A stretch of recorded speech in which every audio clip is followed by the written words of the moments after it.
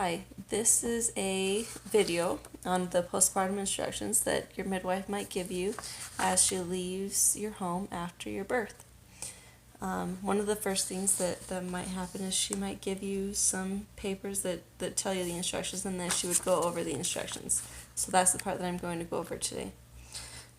So it is recommended that someone stay with the mom, whatever room the mom is in, preferably in her bedroom on her bed, for the first 24 hours, and that the mother and baby not be left without a support person for the following week. And then for the mom, but we're going to go over things that are normal, and then we'll go over things that are normal for the baby, and then we can go over when to call the midwife.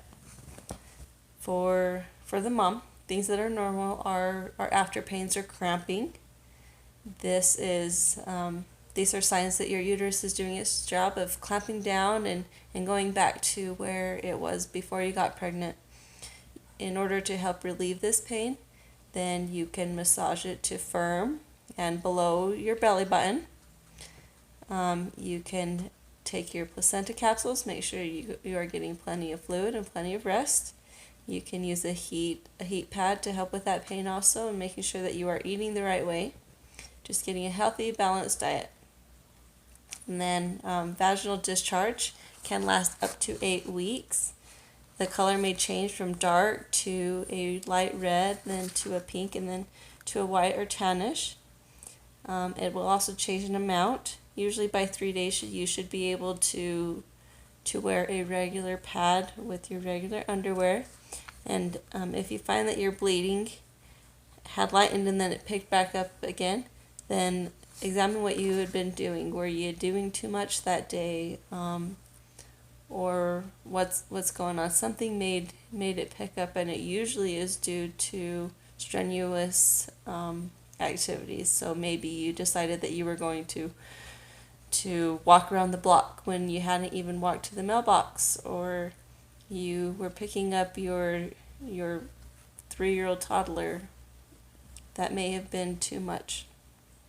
And then if you did have stitches, some itching is normal. Using a Tux pad or witch hazel on the stitches can help soothe them. And try to remember to keep your legs closed,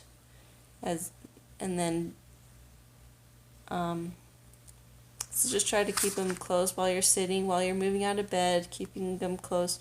And your stitches should dissolve within the first 2 weeks. And if they don't, or if you feel any extra discomfort than what is usual, then make sure that you talk to the midwife.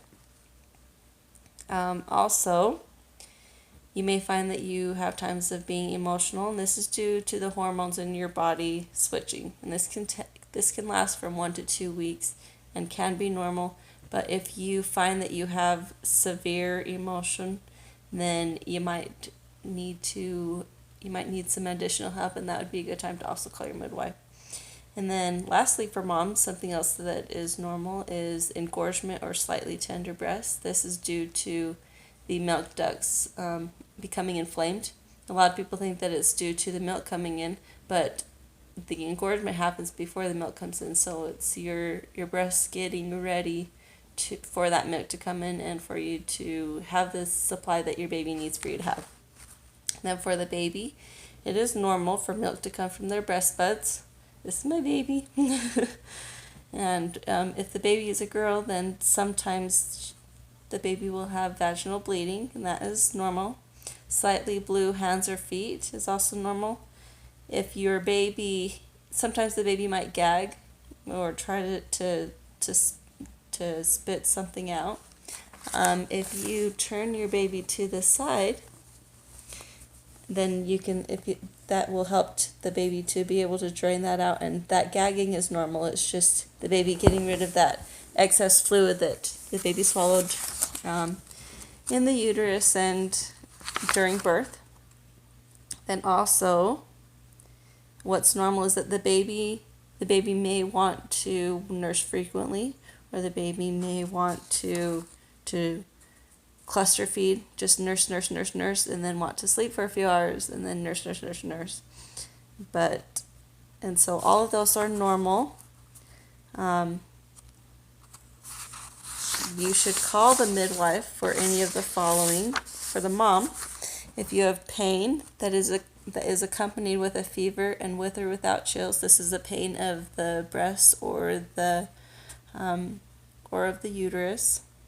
If there is foul-smelling discharge, if you have bled through one pad in 1 hour and or have gall-sized blood clots, if you feel severe pain at the site of stitches, if there is something distending out of the vagina that is not blood or a clot, if you have an inability to urinate, or there is pain, burning, or a sense of urgency to pee, swollen red and painful areas of the legs that are hot to the touch, severe headache, especially when sitting or standing, but it is relieved when you lie down.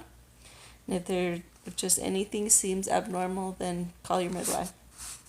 And then with the baby, if there is flaring of the nostrils, that's if the nostrils are going in and out, and it just seems weird. If you see retracting of the skin just below the ribs, so kind of hard to see on my baby, but so right here below the sternum, then a lot of babies are belly breathers, and so you'll see their belly move.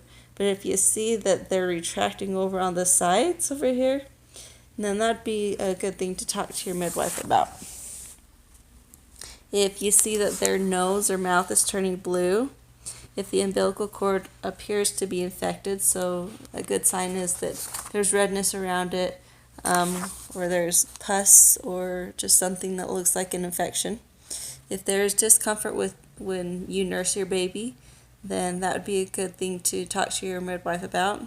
If there's if there's a rusty looking wet diaper, that can be a sign of dehydration and would be something that you would need to talk to your midwife about also. If there's yellowing of the baby's eyes, and if the baby is not following the minimum goals listed in the chart that I will show you, and if anything else seems abnormal, then call your midwife. And this is the chart that I am giving you. It goes over what to expect for the first 5 days. So the goals are over here with how often you should expect the baby to nurse, along with how many wet and dirty diapers. And this chart I'm giving you will you can use it to circle when you fed your baby and how many wet and dirty diapers the baby had for those first 5 days, so we can see if your baby is meeting those goals. And if you have any questions, then now would be a good time to go over any further questions. And so this is what I do before I leave any birth, is I go over all these postpartum instructions with my clients to make sure that they know that they can reach me anytime through text or phone call in an emergency. And if they just have a question about whatever and it doesn't, and they can tell that it's not an emergency, then I do ask that they wait until daytime hours. But of course, if they are concerned about anything, then I want them to know that they can contact me at any time, day or night. And that's it.